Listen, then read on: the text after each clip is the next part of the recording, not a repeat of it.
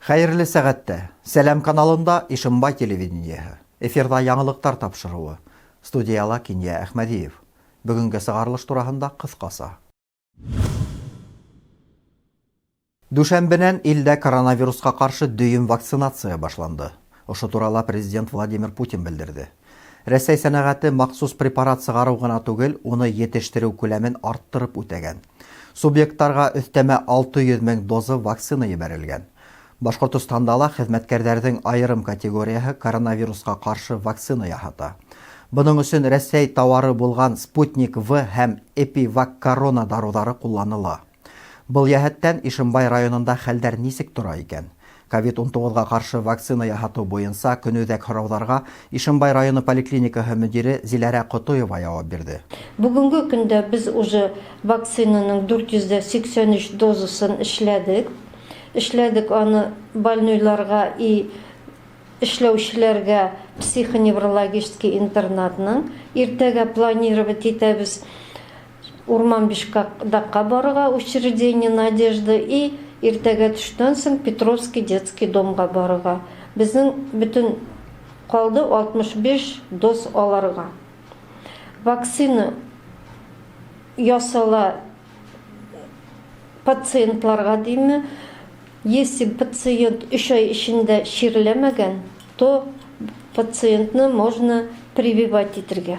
Вакцина ясарга можно. Зиләрә Минихай кызы әйтүенсә, вакцина яһатырга теләмәгән осракта рәсми рәвештә баш тарту турасында гариза языла. Вакцина яһау бөтә кеше өчен дә бушлай. Коронавирус менән авырган кешеләргә 3 айдан һуң вакцина эшләтергә мөмкин. Һуңгы йылдарда районда крәстиян фермер хуҗалыгы оештырып, үз кәсебенә тотынусылар арта. Был әлбиттә куандырмай калмай. Шәхси хуҗалыкты үстерү, үз эшеңде асыу өчен мөмкинлектәр етерлек. Тик ялкауланмаска, һуңырак ятып, иртәрәк торырга, бер-береңә ярдәмлашып дөнья көтәргә, бар көсеңде халып эшләргә генә кирәк. Теләк булһа, дәрт итһәң, үз ара аңлашып яшәһәң, дөньяң да, эшең дә алга бара. Һиңә уңыш елмая. Бына шулай заманса фикер йөрөткән, киләсәккә карап эш итә белгән фермер яшәй Ишембай районының Урманбишкадак авылында. Уй пландарын тормышка ашырырга уның теләге лә, дәрт дарманы ла етерлек. Әйе, ер эше, мал багу, ялкаулыкты үҙһенмәй. Бындай эштәрҙе егәрлеләр, булдыҡлылар гына атҡарып сыға ала. Тимирйән Искәндәрев тап шундайҙарҙан. Теманы Хәнә Мәҡсүтова дауам итә. Тимирйән Искәндәрев Көйөргәҙе районының Яҡшымбәт ауылында тыуып үҫкән. 30 йыл буйы автотранспорт өлкәһендә эшләй. Балалары ҙурайып, Стәрлетамаҡ ҡалаһына уҡырға ингәс, ғаиләһе менән Ишембай районына күсә. 2006 йылда крәҫтиән фермер хужалығы асып ебәрә, иген үҫтереү кәсебен үҙләштерә. Әлеге ваҡытта эшҡыуарҙың 800 гектар ере бар. Тырышлығы менән машина-трактор паркында яңыртҡан, 5 трактор, 2 комбайн һатып алған. Яштан ук атай атлар тота торғайны, постоянно була торғайны үҙебеҙҙең йортта тием. Яштан атларҙы менеп йөрөп, үҙем өйрәтә торғайным.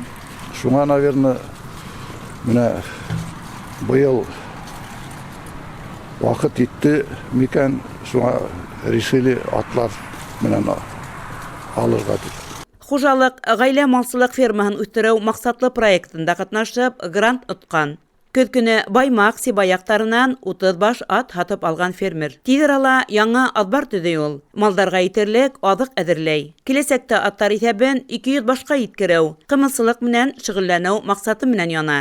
Районда агротуризмды үҫтереү буйынса ла пландары ҙур эшҡыуарҙың. Хәнә Мәҡсүтова, Илназ Бекҡужин, Ишембай хәбәрҙәре. Ишембай районының Байгужа ауылы эргәһенән ағып ятҡан Тәйрүк йылғаһы яҙ һайын ярҙарынан ташып сыға ла эргәһендәге йорттарҙы баҫа. Тәбиғәттең ҡырыҫ ҡарашынан арыған ауыл халҡы киләһе йылда тынысланыр тигән ҡарашта ауыл советы хакимиәте. Тулыраҡ киләһе яҙмала. Ауылда яҙ иткәс, тағы бер проблема киткенләшә. Ул да булһа ташҡын мәсьәләһе. Хәйер, ул кеше факторына түгел, тәбиғәт күренештәренә бәйле. Байгужа ауылын икегә бүлеп ағып ятҡан бәләкәй генә Тәйрүк йылғаһы яҙ етеү менән ярҙарынан ташып сығып, эргә-тирәләге йорттарҙы баҫа. Төнгө сәғәттәрҙә ҡапыл һыу баҫыу һөҙөмтәһендә мал-тыуар зыянлай, тормош-көнкүреш йыһаздары, йорт ҡаралтылар әрәм була. Бөгөнгө көндә беҙҙең Тәйрүк йылғаһын киңәйтеү эштәре алып барыла. Ул эште Біздің алып бара нефтегаз сервис деген ойышма. Бұл ойышмаға үкметілген аның бик қатмарлы іштер. Ол тәйріктің ортахынан алып 2,5 ярына тиклем 7 метр ярым дөйім еткенде 15 метр келіп сағайынды. Тәйріктің ситтерін кеңейтіп, дамбы хуғавыдынды язын тәйрік елғағаны қотырып таша, ол ейін қышын бәлекеген абырхала елдің келеуіне қарап. Ауылдың Совет, Көл, мәктеп урамдары ядғайын терлік хау астында қала. Бұға теклем ауыл халқы елхайын өткісімнен язғы ташқын менен күрешкен. Әлігі вақытта елғаны кеңейту іштері толы күс менен бара. Бұл күләмлі ішті республиканың экология министрлығы финанслай. Ауыл билемәһі башлығы Салават Юсупов әйтуінсә, іштәрді атқарып сығы үсен 12 миллион хом ақса бүлінген. Ишимбай нефтегаз сервис ұйышмаһы менән 3 елға теклем килешү төҙөлгән. Ұйышманың төп іше елғаны тулыһын саталартау, яр буйдарын нығытау. Тәйрік елғаһының ұҙынлығы 3200 метр. Ол күрше Кинйәбулат ауылына теклем һуҙылған. Әлігі вақытта іштәр елдан бара. Тәбиғәттің үҙ ҡанундары, ғәҙәттән тыш хәлдәр булыуы ла ихтимал. Ташҡындың да ниндәй булырын дөрөҫ кенә күҙаллауы ҡыйын. Тәбиғәт бит ул. Һуңнан терһәкте тешләп маташҡансы, алдан ең һыҙғанып хәүефһеҙлек сараларын хәстәрләп ҡалыу отошлораҡтыр. Хәнә Мaqсутова, Илназ Бекҡужин, Ишимбай хәбәрҙәре. Уҡытыусы иң ҡатмарлы, иң ауыр һөнәрҙәрҙең береһе.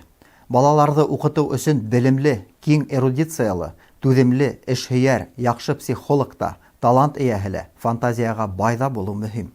Был сифаттарҙың барыһы ла Волга буйы федераль округының Александр Доставалов исемендәге башҡорт кадет корпусында 40 йыл буйы балалар уҡытыуға бағышлаған Ғазизова Ленория Эрнес ҡыҙында тупланған.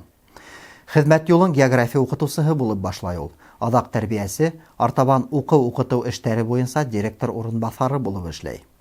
Әлбиттә, эш башлағанда тәжрибә етешмәй. Шуға ла ауырыраҡ була уҡытыусыға. Көн һайын белем дә бирергә, төрлө көнүҙәк мәсьәләләрҙе лә хәл итергә һәм дәрестән тыш үткәрелгән сараларға ла әҙерләнеп өлгөрөргә кәрәк. Шуның өсөн үҙенең һөнәрен бар йөрәктән яратҡан кеше генә ысын уҡытыусы була ала. Ошо көндәрҙә үҙенең 90 йәшлек күркәм юбилейын билдәләгән Ғазизова Ленория Эрнес ҡыҙы башҡорт кадет корпусында ҡунаҡта булып ҡайтты. Оло йәштә булыуына ҡарамаҫтан, уның хәтере яҡшы, тауышы көслө. Йәш кадеттар бөйөк уҡытыусының һәр һүҙен иғтибар менән ҡыҙыҡһынып тыңланылар. Миңә килгәндә йәшлегемде кире ҡайтарһалар, бөгөндә уҡытыусы һөнәрен башҡа бер һөнәргә лә алыштырмаҫ инем. Сөнки яратҡан эшеңә килеү, уҡыусыларҙың һиңә ҡыҙыҡһынып, текләп ултырған күҙҙәренә ҡарап дәрес аңлатыу, улар менән аралашыу, арҡаларынан һөйөп алыу минең өсөн үҙе бер бәхет ине тие ул. Оҙаҡ, бәхетле йәшәү серҙәрендә ул ябай ғына итеп аңлатты. Мне кажется, что самый главный секрет для того, чтобы все было хорошо, это душа человека. Человек должен иметь хорошую душу. Душу не только для себя, а душу для тех, кто его окружает. Чтобы он мог создать теплоту и уют вокруг себя. Чтобы он мог частицу своей души, своего тепла отдать тем, кто его окружает. Ишимбай районы һәм ҡала мәктәптәрендә Башҡортостан Республикаһының Фән һәм мәғариф министрлығы ойошторған «Минең милли аштарым» флешмобы үтте. Сарала бөтә мәктәптәрҙә әүҙем ҡатнашты. Үҫеп килгән йәш быуында милли аштарға һөйөү тәрбиәләү, балаларҙы үҙ ҡулдары менән ризыҡтар әҙерләргә өйрәтеү флешмобтың маҡсаты.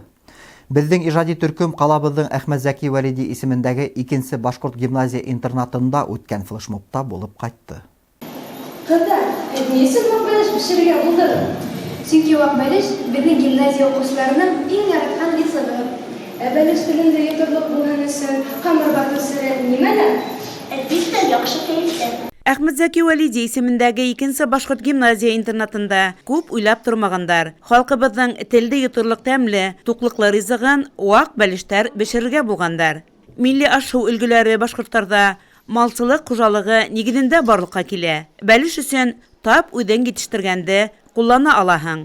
Ит, он, һөттә, аҡ майҙа кәрәкле. Уңган кызлар шеф ашнаксы Альбина Арысланбаева ярдәме менән яһәт кенә вак бәлеш бешереп алдылар. Гимназия-интернат укучыларының көндә яратып ашаган ризыгы шул тиклем тәмле килеп сыкты. Альбина Арысланбаева әйтүенсә, гимназиялар төшкә ашка һәр көн тиерлек мейестә бешерелгән камыр ашлары бирәләр.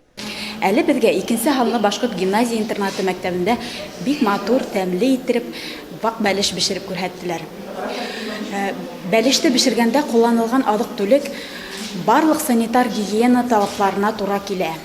Һәм шуны әйтеп үтәргә кирәк, барлык Ишембай районы һәм кала мәктәпләрендә үткәрелгән әлеге сарала барлык җитәкчеләргә, укытучыларга, ашнакчыларга һәм дә инде укучыларга зур рәхмәт. Кызларның барыһы ла тырышты. Ашу әзерләү үзе бер тәрбия, фәһем. Милли ризыктарыбыз онытылмаһын. Кызлар, бына бәлешләребез әзер дә инде. Хәзер тәмләп, сәй сөргә генә калды.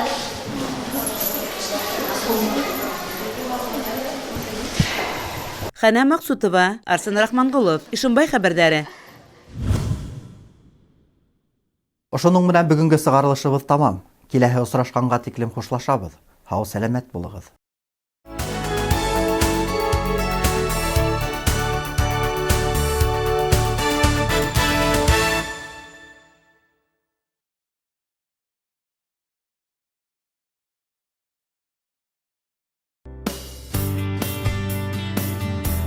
Изготовим или выполним ремонт шлангов и рукавов высокого давления для любых видов отечественной и импортной спецтехники. На современном оборудовании в кратчайшие сроки мы изготовим или отремонтируем РВД для автомоек высокого давления, любой строительной, сельскохозяйственной техники, промышленного и производственного гидравлического оборудования. Выполним ремонт шлангов, гидроусилителей и автокондиционеров. В наличии более 300 видов фитингов и присоединений различных типов. Шланги и рукава любой длины, морозостойкие шланги. Заключаем договоры с организациями на долгосрочное техническое обслуживание.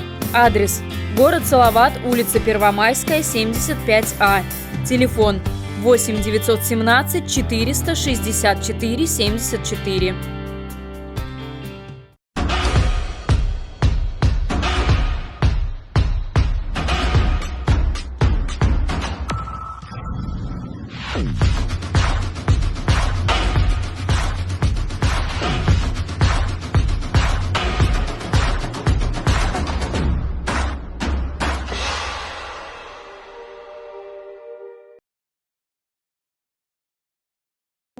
Оформление полисов ОСАГО и КАСКО – это ответственность и обязанность каждого владельца автотранспорта. Центр страхования в городах Ишимбай и Уфа занимается предоставлением услуг по страхованию автомобилей, имущества, квартир, домов, жизни и здоровья.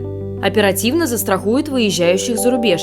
Сотрудники Центра страхования проконсультируют по системе ипотечного страхования, подготовят документы на сертификацию ГБО и ТСО, изготовят госномера. Удобно, когда все страховые компании в одном месте. Город Ишимбай, Стахановская, 51, офис 201. Номер телефона 8 917 76 97 200. Город Уфа, Менделеева, 10. 8 937 84 83 111. Проконсультироваться и оформить полис вы можете с понедельника по пятницу с 9 до 18 часов, в субботу с 9 до 14. Доставка полисов по городам Уфа и Ишимбай бесплатна.